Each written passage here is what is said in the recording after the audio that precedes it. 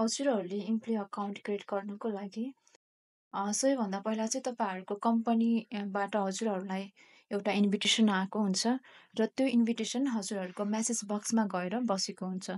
So तपाईँहरूले message बक्समा गएर चेक गर्नुभयो भने यसरी मलाई चाहिँ एमडी अलर्टबाट चाहिँ मेसेज आएको छ। यसमा मैले क्लिक गरेँ भने नेपाल एजुकेसन कम्पनीले चाहिँ इन्भाइट गरेको छ भनेर एउटा लिङ्क आएको छ र मैले यो लिङ्कमा क्लिक गरेपछि तपाईँहरूले चाहिँ हाजिरको प्रोफाइल देख्न सक्नुहुन्छ र यसरी हाजिरको प्रोफाइल आउँछ र यसमा गएर तपाईँहरूले फर्स्टमा चाहिँ इन्स्टल गर्नुपर्ने हुन्छ।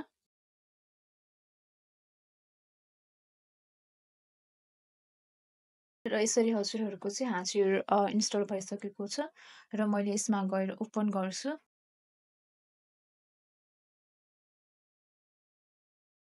र यसरी ओपन गरिसकेपछि तपाईँहरूले चाहिँ इम्प्लोइमा गएर चाहिँ क्लिक गर्नुपर्ने हुन्छ। अहिले हामीले इम्प्लोइ अकाउन्ट क्रिएट गर्दैछौँ, सो मैले इम्प्लोइमा क्लिक गर्छु।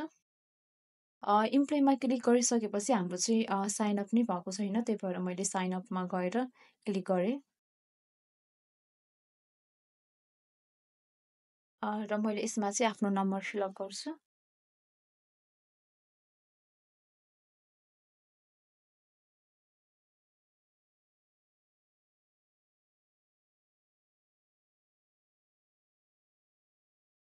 र मैले भेरिफाईमा क्लिक गर्छु।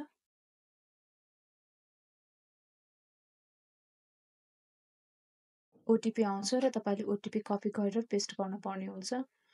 र पेस्ट गरिसकेपछि मैले भेरिफाई गर्छु।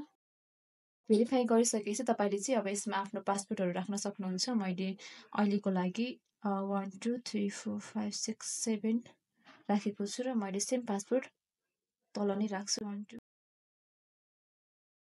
र सबमिट गर्छु।